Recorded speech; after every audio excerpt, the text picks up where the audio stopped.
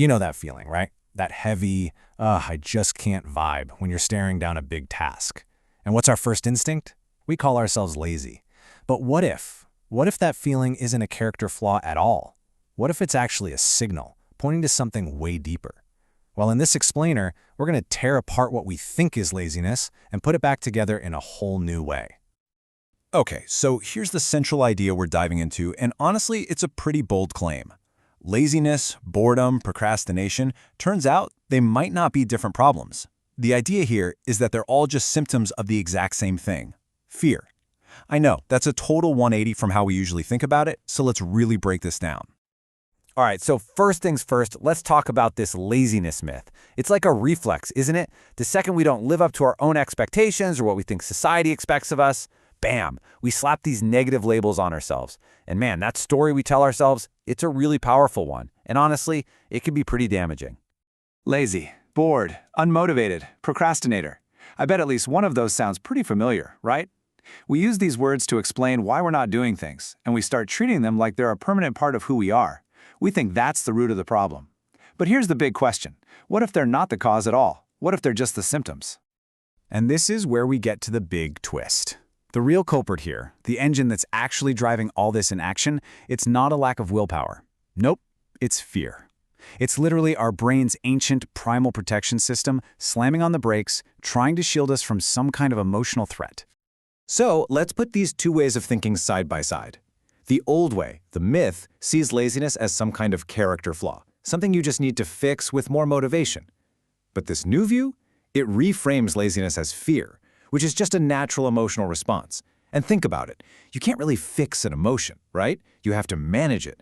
And the key to managing this particular fear isn't more motivation, it's action. Okay, so why does this fear show up looking like boredom or procrastination? Well, it's because in our modern world, we're not exactly running from saber-toothed tigers anymore. The threats we face are way more subtle, and so are our brain's ways of trying to protect us. Just take a look at modern boredom. I mean, with a million distractions right in our pockets, are we really ever bored because there's nothing to do? Or is boredom just our clever way of escaping? An escape from being alone with our own thoughts, our anxieties, and all those big, scary questions we'd rather just not think about. See, it's not about a lack of stuff to do. It's a fear of looking inward.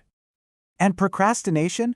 Oh man, that's an even clearer example. I mean, come on, nobody puts off writing that big report because they just love staring at a blank screen.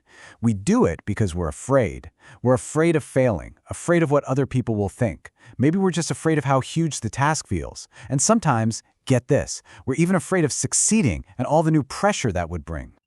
All right, so if the problem is fear, what's the fix? What do we do? Well, the solution is actually a super practical, action-based strategy that has its roots in Stoicism. And it all kicks off by looking at a very, very famous slogan in a completely new light. You know, we all hear, just do it, and we think it's this motivational command, like we're supposed to just magically create motivation out of thin air. But this whole framework, it flips that idea completely on its head. It says motivation doesn't come before you act. Motivation follows action.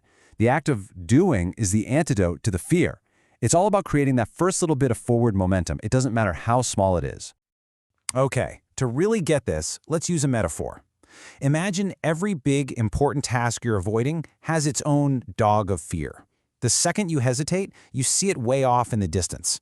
Then you start to procrastinate, scrolling on your phone, doing some busy work, and that dog starts getting closer and your anxiety starts to build. But then, the moment you take action, the very instant you just do it and start the task, you start moving. Now, the dog doesn't just disappear. The fear is still there, but it stops getting closer. You're outrunning it. And that constant motion, that's the absolute key to keeping the fear at a distance you can handle. So what does all this mean for you personally? Well, this whole idea isn't just some abstract theory. It's a real, practical tool for understanding yourself better. It's basically an invitation to become a detective of your own emotions. And here is probably the most powerful takeaway of all. That feeling you've been calling laziness, it's not a curse, it's a gift. Seriously. Think of it like a compass. It's not a sign that you're broken, it's a sign that's telling you exactly where you need to look. That compass is pointing directly at the tasks, the conversations, the projects that are connected to your biggest fears. which also means they're pointing to your biggest opportunities for growth. So, I want to leave you with this one final thought. The very next time you feel that familiar pull of laziness, just for a second, don't beat yourself up about it. Instead, get curious. Just pause and ask yourself this one simple question: what am I really running from? Because the answer to that, well, it might just change everything.